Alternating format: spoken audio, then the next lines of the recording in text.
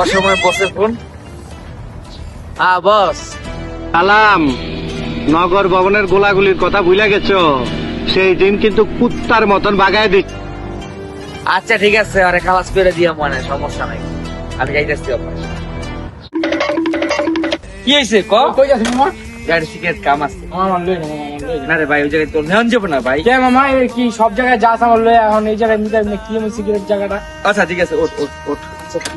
तेरा यार हूँ मैं।